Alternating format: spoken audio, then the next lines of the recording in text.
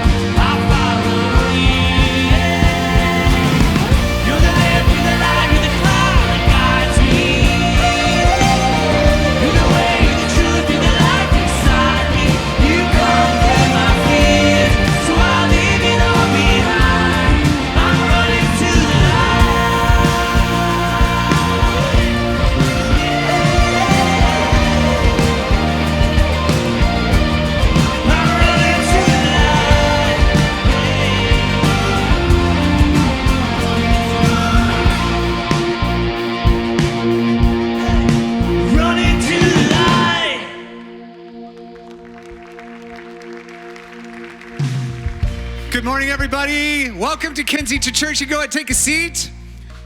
Great way to start the day, running into the light as we run through kind of a cloudier morning here in June. My name is Ryan Morrill, part of our staff team here, and also working with our kids and families as well.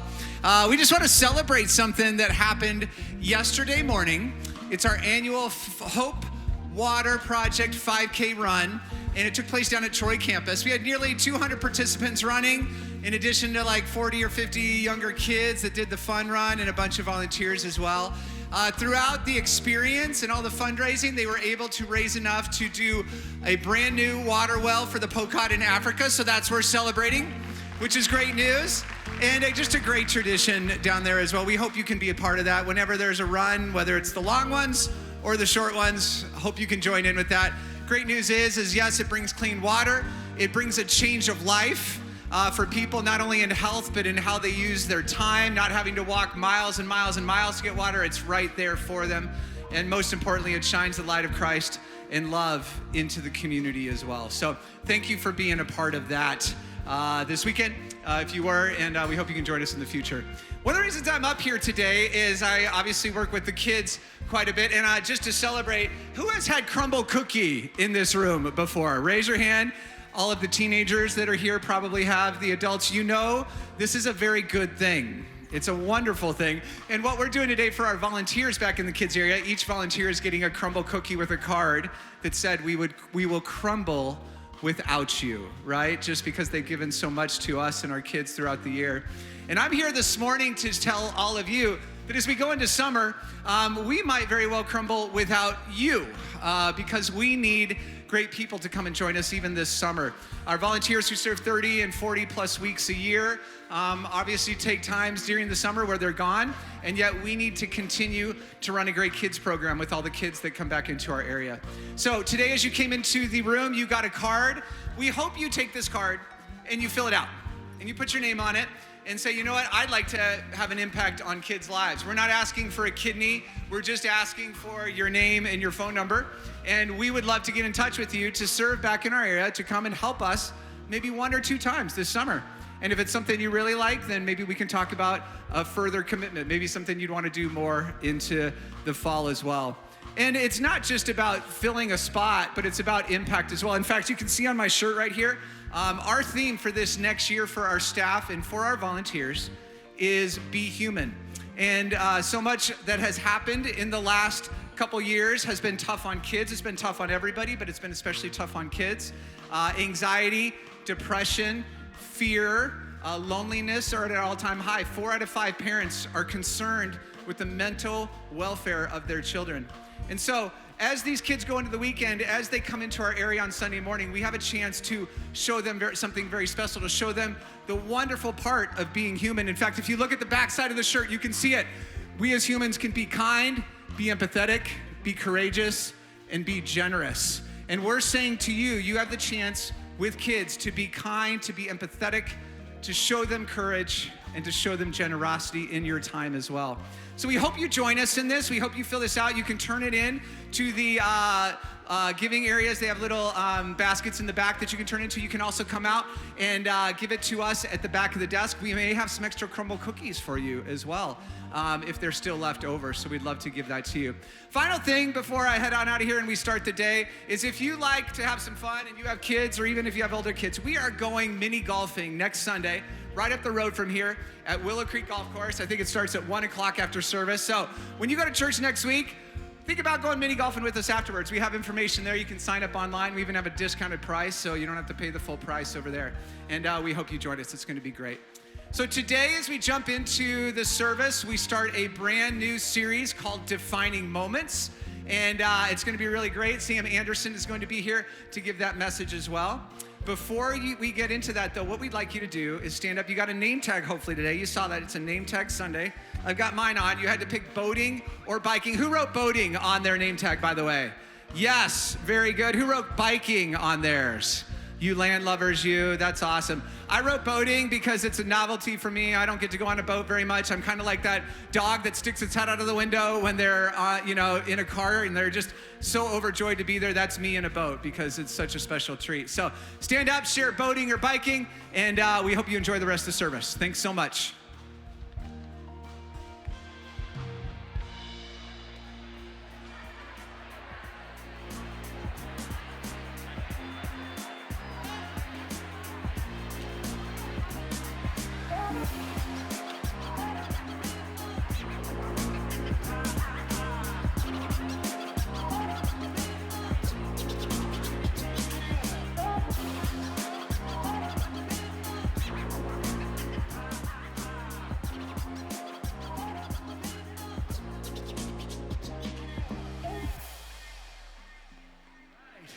Good morning, good morning, good morning. All right, man, that's pretty cool, all the things happening in the kids ministry here at Kensington, man. It is such a joy to be a part of all those things. And I love Ryan encouraging people to jump in because the reality is, how many of you guys serve around here? Let me see. How many of you guys serve? Actually, let's do this. Let's take a second. I think this will be cool.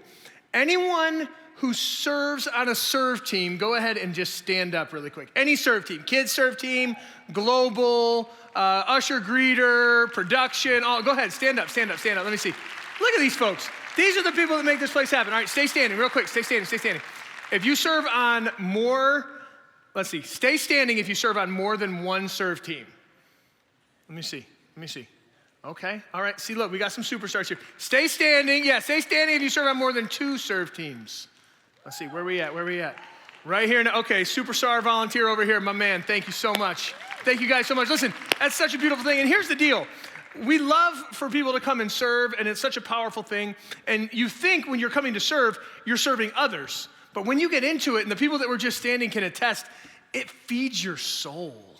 It really does. When you're serving others, you feel like you're serving them and helping them, but really it helps you and you grow and you learn in the process. And so it's just this beautiful thing, man. We're designed to love others and to serve others. And so when we're doing that, we're operating in the full capacity in which God has designed us. And so it's this really beautiful thing. How many of you guys are going to mini golf next week? Huh? Yes, I'm pumped. I'm pumped about it. Me and my kids will be there next Sunday after service. Make sure you guys join us for that. Now, today is, we're launching a brand new series that we're calling Defining Moments. And we're gonna look at some different stories from different staff members around Kensington and take nuggets from their story and apply it to our lives. And so today we're going to have an insight into the story of Adam Karshner, who is the lead pastor at our Clinton Township campus. And we're gonna discuss the power of words. And so like I mentioned in our Facebook group yesterday, we're gonna be camping in James chapter 3 today. So if you have your Bibles, you can go ahead and get there and get prepared. But first, check out this video of Adam's story.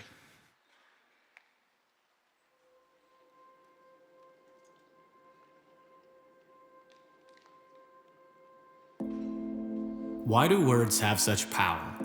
Why do spoken words penetrate straight to the heart? The spoken word can bring life.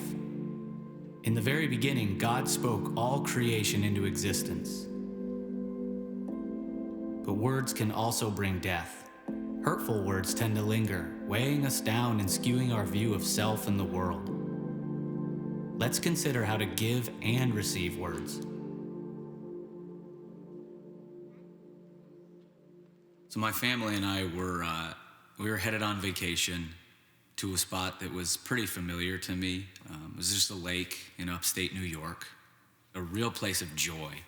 For me and my family, and we were just so excited. We're racing in. I'm probably 10, 11 years old, carrying bags, quickly setting them aside. And I remember before I went back out to get some more things, I just took my shirt off because we were at the lake and we were going to be swimming and spending time in the water and just being outside. And I ran back out. And I grabbed another bag. And as I came in, I remember my grandma came out. It was the first time we saw her. And we loved our grandma. We thought she was awesome as a kid. She always treated us so well. And I remember what she said to me, and it wasn't these exact words, but it was along the lines of oh my goodness, Adam, you're so thin. Your parents need to feed you more. And She didn't say it in a mean way. There wasn't like a sarcastic tone. I remember there was love, even an affection for her grandson in her voice. And I didn't think anything of it, and we just kept moving on in the time. It was interesting, though, in that moment, my dad was right there, and he realized the potential for what that comment could do, I think, to his son and his self-esteem. So as soon as my grandma said it, he very quickly interjected, and he said, don't talk to him like that. And it's interesting what he knew that comment could do to my self-esteem. And he was right there to correct it. But that comment was the beginning of a seed that was planted that would stick for me for many years and have a pretty deep impact on me, and even still does today. I remember I got into high school, and I was so concerned with the way people would look at me and what they would think of me, and I'd want them to like me or to love me or any of those different elements. So I started to realize I couldn't control my height, and I really couldn't control my size, but I could control like what I would wear. So I put some time into, the way I dressed, and I always dressed well and made sure things matched and went, and shoes and hair and the whole thing. So when I got to college, I kind of even went a step further with this. Somebody introduced me to lifting weights, and I started to realize that there was another element that I could control on my own. And I wouldn't say that I got obsessed, but I got pretty into it, especially seeing I could change that skinny thinness of who I was. And, over the course of 4 years, I probably gained 30 to 35 pounds. And there was almost an addictiveness to it because people were receptive, I guess, in some way. I wanted them to be good with me. I wanted people to love me. And so if this was one way I could make that happen, it was something I was going to do.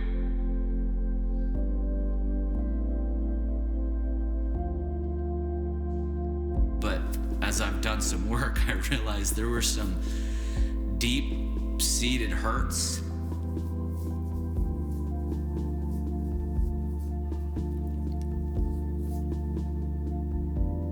and feelings that just had been reinforced, right, by what other people had said about me, about words that were spoken over me.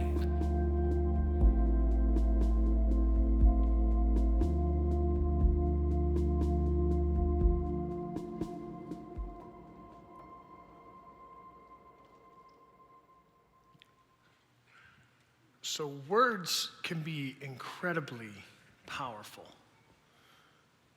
They can bring life, they can be uplifting and bring life, or they can bring death.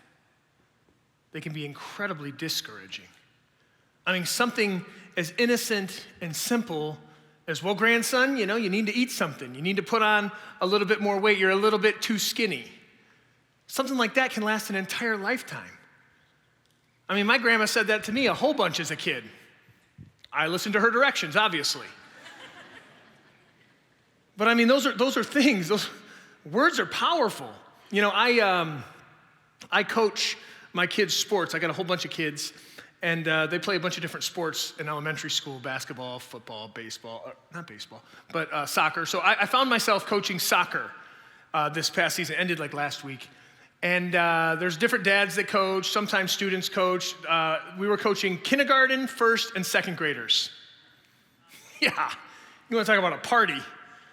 Coaching kindergarten, first, and second graders. Essentially, the ball stays in the middle of the field, and the kids just kind of huddle around it, right? And at some point, they realize, oh, I can pretend like I'm trying to kick the ball, and I can kick someone's legs. And so people start kicking legs. People get excited when they realize that, but then they get nervous because they realize other kids can kick my legs too. And so there's this kind of herd in the middle that go back and forth, and then every once in a while, someone accidentally kicks the ball. And when they do, it flies, and it heads towards the goal, and the goalie is picking dandelions, and everyone's yelling, "Get up, get up!" And they're like, huh? As the ball rolls into the net. So ultimately, there is a winner in these games. It's pretty insane, pretty crazy. So I'm coaching these kindergarten, first, and second graders, and there's another kid coaching who is a seventh grader. His name is Trey, and he's a soccer superstar, man. He plays middle school soccer, does a great job with it, really into soccer. And so he thinks, oh, I'll coach little kids at soccer. It'll be great. So what he didn't realize is that coaching kindergartners, first and second graders is not really coaching soccer. It's more like herding cats.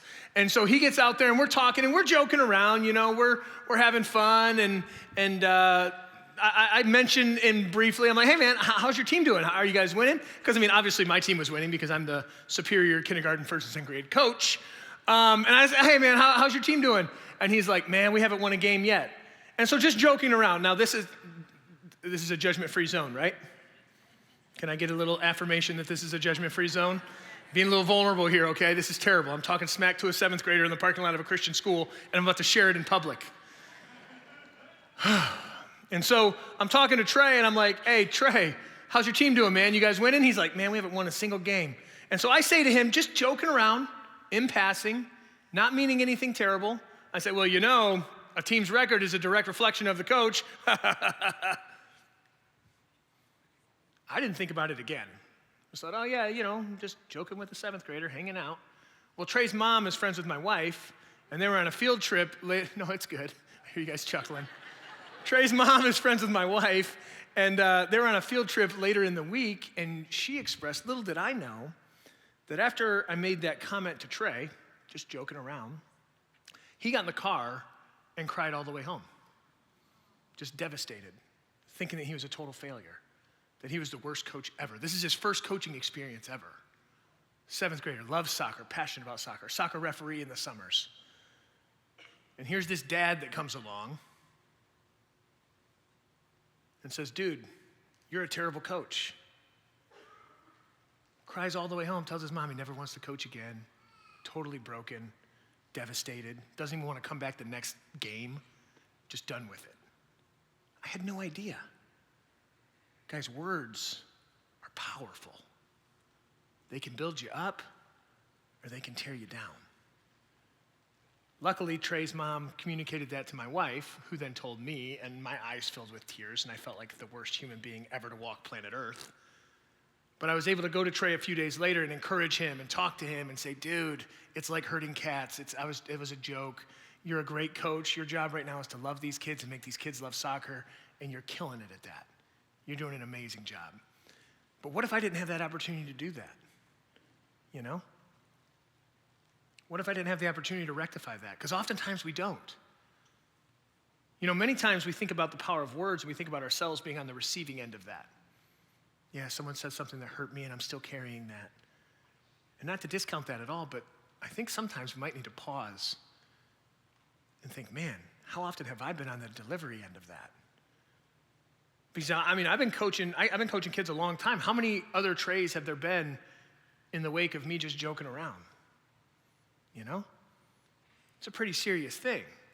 Something that's just talking smack to a 7th grader in a parking lot turns into something much bigger because words are so, so powerful. Your tongue is so, so powerful.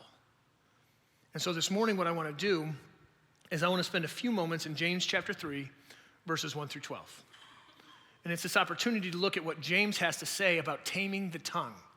In your Bible, there'll be a little heading that says taming the tongue. It's a whole section about how do we handle this? How do we handle the words that we have that have the power and ability to give life, but also have the power and ability to mow someone down? How do we handle that? How do we approach that? And so we're going to spend a few moments doing that together. Let's pray, and then we'll jump into James. God, thank you so much for today. Thank you so much for what you're doing in this faith community. God, we pray today that as we look at this passage of Scripture that's going to be a little convicting for some of us, that's going to be enlightening for some of us, illuminating for some of us, God, I pray that you would do work in all of us. I pray that you'd soften our hearts, that you'd open our minds, you'd make us receptive to exactly what you have for each and every one of us today. And that we would leave this morning encouraged, challenged, and changed. God, we love you and we praise you in Jesus' name. Everybody said? Amen. Amen. If you have your Bible, you can open to James chapter 3. I'm going to start off by reading verses 1 through 5. We're ultimately going to cover 1 through 12, but I'm going to break it down a little bit, and we're going to talk through this. Plain and simple, what does James have to say about the power of our words and the way that we approach all of this? So starting in verse 1, it says this: "Not many of you should become teachers, For you know that we who teach will be judged with greater strictness. For we all stumble in many ways. And if anyone does not stumble in what they say, they are perfect, also able to bridle their whole body. If we put bits into the mouths of horses so that they obey us, we guide their whole bodies as well. Look at the ships also. Though they are so large and are driven by strong winds, they are guided by a very small rudder, wherever the will of the pilot directs. So also the tongue is a small member, yet it boasts of great things. How great a forest is set ablaze by such a small fire. So James starts off saying, guys, the tongue is powerful. The tongue is so powerful. Your words are so powerful. He starts off saying, not many of you should become teachers. There were a lot of Jewish converts that were converting to Christianity who then wanted the status of a rabbi that was in the Judaism, but now in Christianity, they wanted the platform to speak and to teach and to lead. And James says, listen, that might not be for everybody, because this is intense. Controlling the way you talk is intense. Controlling your mouth and your tongue and your words that can be life-giving or a death dealer, that is super, super important. And then he goes, if anyone doesn't struggle with this, they're perfect. In other words, everybody struggles with this. This is not something that you can ultimately master and get it right 100% of the time, which that's a little liberating and freeing if you ask me. Gives me a little bit of grace between my quarrel with the 7th grader. But he says, if anyone doesn't struggle, they're perfect. Everyone struggles with this. And then he goes on and he gives us these 3 examples. He says, the bit into the mouth of the horse. You know, the bit in the mouth of a horse is this little metal piece that goes in here, and then it has the reins connected, typically some leather straps. And if you pull on the leather strap, the bit pulls the mouth of the horse's head turns, and thus the whole body.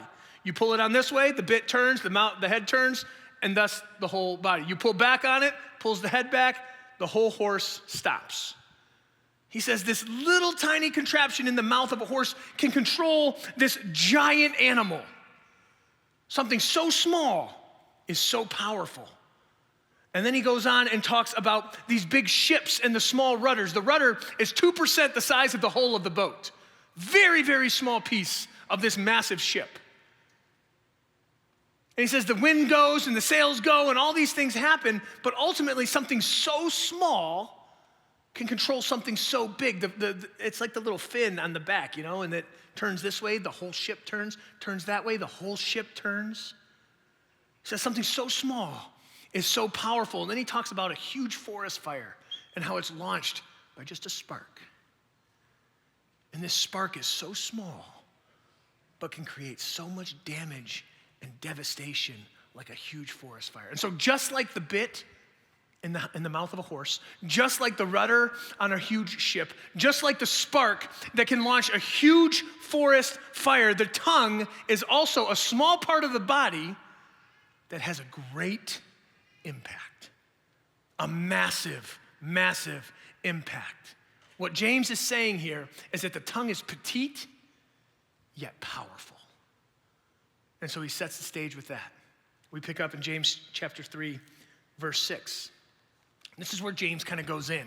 He gets a little intense here. Some of the language he uses is some very strong, somewhat abrasive language, and he says this. He says, and the tongue is a fire, a world of unrighteousness. That's hardcore. Imagine saying that to your spouse.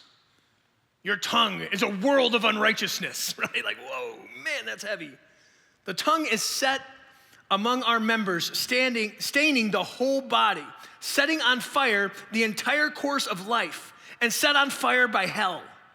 For every kind of beast and bird and reptile and sea creature can be tamed and has been tamed by mankind, but no human being can tame the tongue. It is a restless evil full of deadly poison. Whoa. James comes on full arsenal, full attack on the tongue, saying, this thing is intense. He's bringing the heat. He gives us 2 illustrations. He says, the tongue is like an uncontrolled fire. And he says the tongue is like an untamed beast. And so off rip, you hear this and you think, oh man, that's pretty discouraging. That's pretty dismal, man. It seems like it's an uphill battle. But when you look at it a little further, you think about it, it's actually pretty liberating. It's this idea that nobody can get it right 100% of the time. Nobody can tame the tongue completely. Nobody's gonna get it right every single conversation with every single person you have in every single circumstance in every season of life. You say everything right all the time. He says we can tame all these animals and all these beasts, but no one can tame the tongue. Nobody's perfect. Everybody messes up. That means it's a process. That means it's a journey. And for me, that was liberating. It's like, awesome, that's great. That means I have the opportunity to go back to Trey and say, hey, Trey, man, I messed up. That was bogus. I didn't mean what I said. I was joking, but I don't know if you received it that way. And so I'm sorry that I said that because I don't mean that at all. It's a process. It's a journey. The tongue is powerful. The tongue is perverse. It's this untamed beast inside of us, petite, yet powerful. And then James goes on in chapter 3, verse 9.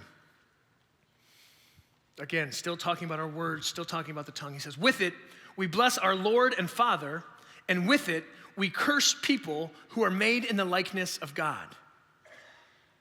Man, I'm gonna read that again. Let that set in. See if that hits home for anybody, myself included. With it, we bless our Lord and Father, and with it, we curse people who are made in the likeness of God. Verse 10, from the same mouth come blessing and cursing. My brothers, these things ought not be so. This is not the way it should be. Verse 11, does a spring pour forth from the same opening, both fresh and salt water? Can a fig tree bear olives or a grapevine produce figs? Neither can a salt pond yield fresh water. So James talks about how powerful the tongue is. And then he talks about how perverse the tongue is, this untamed beast. And then he talks about this polluted water, how polluted the tongue can be. He goes on in verse 9, he says, with our tongue we bless the Lord and Father, and with it we curse people who are made in the likeness of God. From the same mouth comes blessing and cursing. He states the obvious here. He states the obvious for many of us if we're being open and honest.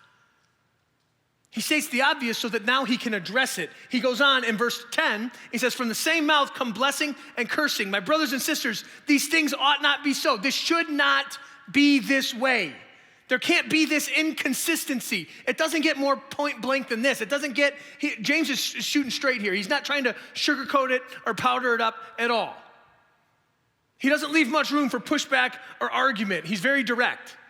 He says you can't get on, essentially, you can't get on social media and bash this people group and then say, oh, praise Jesus, join me for church. He says you can't do that. That's not the way it works. You can't gossip and spread rumors and talk bad about people Monday through Saturday, but then on Sunday I'm gonna go to church and I'm gonna sing my praise and worship songs to Jesus. He says, no. No. That's not the way that this goes down. Verse 11, does a spring pour forth from the same opening both fresh and salt water? Does fresh water and salt water come out from the same spring? He said, can a fig tree bear olives or a grapevine produce figs? Essentially, James is sensing some pushback on this. Oh, James, it's not that big of a deal. You know, it's just sideways conversations, hallway conversations. It's not, it's whatever. I mean, we still love Jesus. We're still praying and we're still worshiping and we're still evangelizing and we're being good Christians, but just, we like to get together on our Tuesday coffee and talk tea, right? Like, that's what we like to do. And James goes, no. And so he names these natural elements that don't go together. He says, obviously, guys, can a fig tree bear olives? And they're like, well, no, obviously not. Can a grapevine produce figs? No, obviously not. Can a fresh spring produce salt water or a salt spring produce fresh water? Well, no, obviously not. And so then in verse 12, he drops the hammer and he says, neither can a salt pond yield fresh water. Neither can a salt pond yield fresh water. Now, this is the part that kind of rocked my world. This is the part that kind of got me going, whoa, wait a second. That's heavy, because when you're talking a salt spring essentially what James is talking about is not controlling our tongue, not controlling the words that come out of our mouth, being flippant with our words, being reckless and careless with our words, using our words for destruction to tear people down. And then when he talks about this fresh spring, he's talking about giving life. Not only giving life, he's talking about praying and singing songs of praise and adoration to God and encouraging others and positive talk from our mouth. And he says this, listen, when our mouths are a salty mess, our praise and our prayers and our compliments and our life, they become meaningless to God. It's pretty heavy, but it contaminates the whole thing. When our mouths are full of mess and we're talking all this junk and spewing all of this destruction and hate and devastation and polarization and all the negativity that's coming from us, when we try to talk positive, it's all contaminated. It doesn't work that way. It's not a compartmentalization. James is saying, stop trying to compartmentalize things. You need to speak truth and speak life always, in all scenarios, in all things. See, the whole idea of James, the book of James, it's a letter that's focused around practical holiness. Essentially, it means when you follow Jesus, you should become more like Jesus. And so James gives us a ton of nuts and bolts of how to do that. And one of those things is controlling what comes out of our mouth, because our tongue is so powerful, and it can be so perverse, and it can be so polluted. And he says, if you want to be more like Jesus, you got to get this thing in order. You got to get this figured out. And so when I'm reading this and I hear, oh my gosh, okay, so when I'm, being a jerk, if I'm gossiping, if I'm spreading rumors, if I'm having back hallway conversations, I'm doing all of these things, and then I come and I begin to sing praise and adoration to God, what does that look like to God? Because if salt water and fresh water can't come from the same thing, the whole thing's contaminated. So it's like this. It's like this would be representative of the salt water, of the junk, of the lies, of the gossiping, of the manipulation, of the passive aggressiveness, of the sideways comments, whatever, right? This is the junk that can spew out of our mouths. This is the, hey, your team is a direct reflection of your coach. Even though we think we're being funny and cutesy. This is representative of that. Now this is representative of speaking life, encouragement to one another, helping one another, building each other up, edifying one another. Also, this is representative of our praise and our prayers to God, our communication with the creator of the universe. And so you take some of this is our life, and you say, okay, well, I go to church on Sunday, and sometimes I pray, and I sing songs, and I'm nice to my mom, and I do this, and I do that. And you look at it and go, well, it's still pretty contaminated, huh? And then we start spewing all the junk Monday through Saturday, and we're doing all of our things, and it begins to impact our prayer. It begins to impact the way that we deal with others. It begins to impact the way that we encourage, and we go, oh man, okay, bummer. And then you look at both of them and say, oh, it's all contaminated. There's no good in any of this, because fresh water and salt water can't come from the same source. And so I would take it as far to say that when our mouths are a salty mess, when all of this is going down, that our prayer and our praises and our encouragements, they look dirty to God. He looks at that and says, do you think I didn't just hear what you just said out in the hallway? Do you think I didn't hear you all week at work? Do you think I don't know the way you're using your words to manipulate? Do you not think that I know the way that you're using your words to spread these rumors, to gossip, to do all of these things? And then you want to come to me with your prayer and your praise and your adoration? Hey, the whole well is contaminated here. That's pretty hardcore coming from James. But again, this is practical holiness. This is an idea for us to step it up. This is the idea that as Christ followers, we are called to something more. We are called to something greater. We are called to a higher standard. Our tongues and our speech and our content creation, our content curation and our social media presence and all the things should not be instruments of inconsistency. It can't be salt water and fresh water at the same time. It's just all salt water. That's the way it comes across. That's the way it comes out. That's the way that it's received. And so it's important to us to be in constant pursuit of purity and holiness. That's what James is getting at here. He's saying it's important for us to guard our mouths, guard what we say and how we say it and when we say it. It's important to get that under control because it's petite yet powerful. And really, if we're trying to control our mouths, it's a little bit deeper than that. In Matthew chapter 12, it says, out of the abundance of the heart, the mouth speaks. And so the mouth is just an overflow of what's happening in our heart. And so when I get in this conversation with this seventh grader and I'm making fun and passing jokes and doing these things and causing real hurt in him, not only do I have to go back and say, well, what am I saying?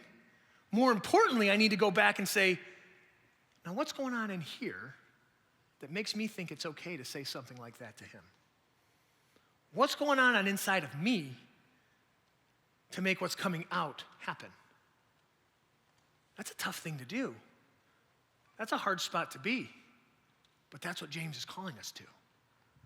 James is saying, if you want to be like Jesus, if you want to continue in your growth and development as a Christ follower, listen, you got to pursue this purity. You got to pursue this holiness. And I think we're doing a disservice to the conversation if we don't just take a second. I know I've leaned pretty heavy into dealing the hurt with our mouths and using our tongues to hurt others. But there's this other side of the coin too, where people have spoken hurt over us. Where we've had an experience where someone has spoken hurt to us, been very hurtful and destructive with the words that they've used towards us. And what I want to tell you this morning, and this may be the only thing you hear, and that's okay, God wants to bring healing to that. God wants to bring restoration to that. It is not God's design for you to walk around with the weight of that and to carry that burden of hurt that someone else potentially flippantly spoke into your life. In Psalm chapter 147, verse 3, it says, He, God, heals the brokenhearted and binds up their wounds. If you've been on the receiving end of this toxic tongue,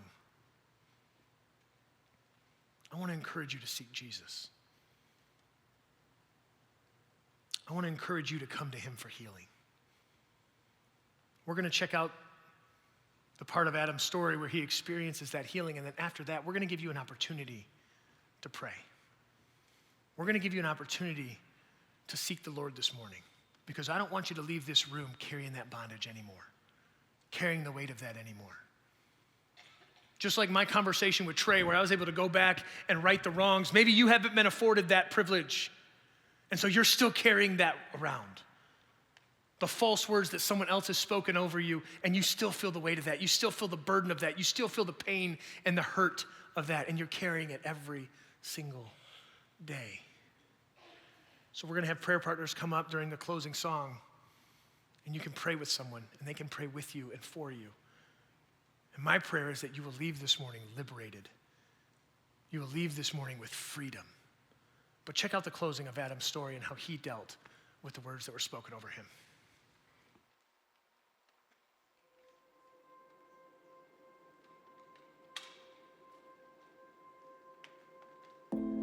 And I remember there was a season before I got into ministry that was hard. Like, me and my wife went through some just challenging things, not necessarily between each other, but we had a failed adoption. Then my wife had a miscarriage. And I remember something inside of me wasn't right. I know I started to get emotional, and I'm a bit of an emotional person, but emotional about things that really shouldn't make you emotional or make me emotional. And I can remember always the time that I think I would need to mourn these events, and the moments where I want to mourn them wasn't convenient, because my wife was around and I thought I had to be there and have it all together for her so she could mourn. And I didn't do that, so I'd hold him in. And I can remember being like, all right, Lord, I'm going to be alone by myself. Now we can mourn these losses. And the time would come and I couldn't do it. It just, the emotions weren't there and I didn't understand it. And so you keep fast forwarding, and I jump into ministry, and in this big church doing different things in Savannah, Georgia. We were having a team meeting with our campus staff, and they said, come to the team meeting prepared to share your strengths and weaknesses. So, I wrote my things down, and I was getting there, and I get to the team meeting, and we're sitting in the circle, and I start to share my strengths and my weaknesses, and I lose it. And I'm not weeping, but there's tears coming, my speech is shaking in my tone, and I'm like, what is wrong with me? I can't even say the things that I'm good at or the things that I'm bad at. So somebody who attended our campus, he was a deacon, his name was David. He says to me one day, hey, we've got a prayer ministry and we would just love to pray for you as a new pastor, a new leader here in our church. I was like, yeah, absolutely. We set up this time. And I'm sitting in a room. Only one of these people really knew me. Most of the other ones, there's just 4 or 5 of us, had never met me. They didn't know anything about me. But they start talking to each other, start praying for me and listening. And all of a sudden, they start taking me through these things that have happened in my past that I've never mourned or I've never even processed. But through that, I started to heal. And as I started to heal, I started to process, and things were coming out of me. I was being released from all of the stuff that I'd just been keeping down inside. I know that it's intimidating. I know that pain is not pleasant. And I know the process isn't always fun. It can be abrasive. It can be hard. And sometimes it's difficult to let people in because we've been burned. But man, when somebody comes looking to help, let them in. The power of life and death is in our words. And if that's true, I'm going to be a guy that uses that power. Or I'm trying to be. I don't get it right all the time. I need to say I'm sorry frequently. But I'm gonna be mindful to use the power of life. And not just do it once, but do it over and over. For my kids, for my wife, for people around me, for my friends, for the people that come listen to me teach on Sundays. I wanna be a person like that. Because I think when you look through Jesus in his ministry, yeah, there was moments where he corrected, but I think there was moments crazy frequently that he encouraged and he pressed into people in that way. And I think he did that because he wanted them to do that same thing for others.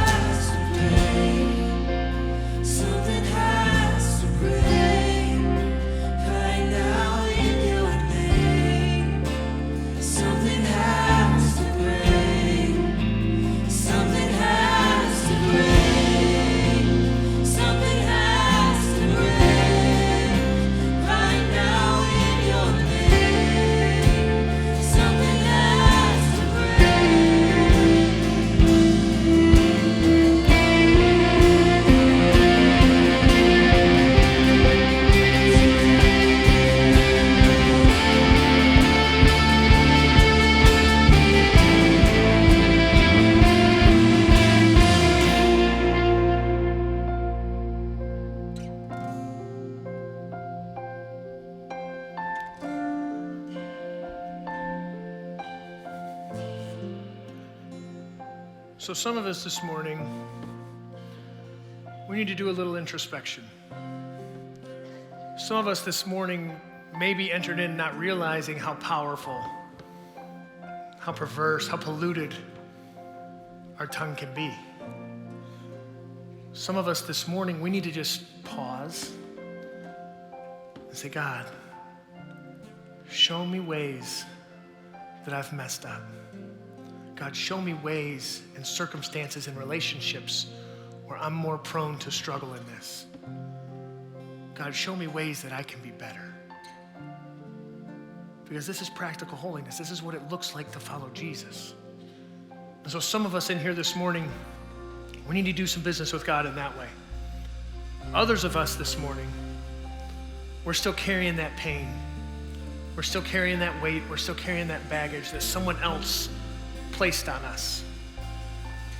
And so we want to give you the opportunity this morning before we leave the room to maybe unload some of that, to let some of that go. You know, Ephesians chapter 4, verse 29, it says, don't let any unwholesome talk come out of your mouth, but only what is helpful and beneficial to building others up. Some of us need to just begin to pray Ephesians 4:29. God, make that me. Help me to embody that in my daily life. Help me to embody that in my family. Help me to embody that in my workplace. Help me to embody that on my social media. Help me to embody that in every sphere of influence that I have. Don't let any unwholesome talk come out of my mouth, but only what is beneficial and encouraging for those who hear. Maybe we need to write it on a sticky note and stick it on our mirror, stick it on our rearview mirror in our car, stick it at our desk at work, stick it in our sock and underwear drawer, put it somewhere where it can be a daily reminder that our words are powerful. God, please don't let any unwholesome talk come out of our mouths, but only what is encouraging and beneficial for others to hear. We've invited the prayer team to come up to the forward for this next part of the song. If you would like prayer this morning, if you would like to bring this burden and have someone help you carry it, these are serve team members, these are volunteers who have decided, you know what, I feel called to pray. I feel called to pray with others and pray for others. And so we want to give you the opportunity and the freedom to do that this morning. We don't want to just leave this space and kind of leave it open. We've intentionally crafted an atmosphere where you can do business with God this morning. And so if you need to do business with God and say, God, do a work in me, we invite you to do that. But if you need to do business with God and say, God, I need some healing, I need some restoration, I need some wholeness, I need some redemption, then we have some people up here that are willing and available to pray with you. But over these next few minutes, we should all spend some time doing business with God.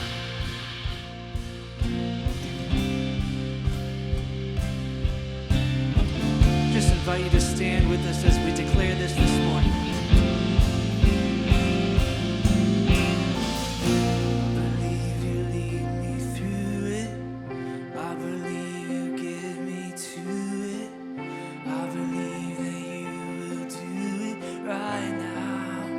Something has to break. I believe you lead me through it, God. I believe you get me to it. I believe that you will do it right now. Something has to break. I believe you get me to it. I believe that you will do it right now. Something has to break. I believe you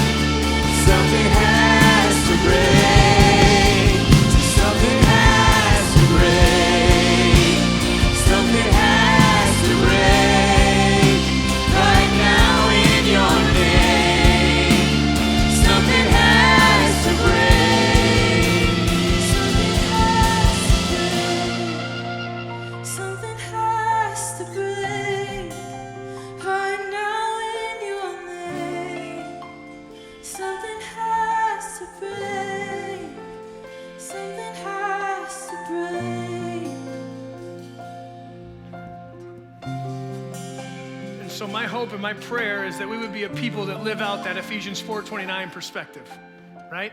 To speak life to those around us, to speak life to everyone we encounter, to be careful of the power of our words. Listen, this is gonna be an awesome series. This is week 1. We have 3 more weeks of this where we're gonna take people's stories and plug them into our own. As you leave today, make sure you fill out one of these Jump In K-Kids cards. I'm telling you, that's the spot to be on a Sunday morning, okay? Love you guys, praying for you guys. We'll see you next week.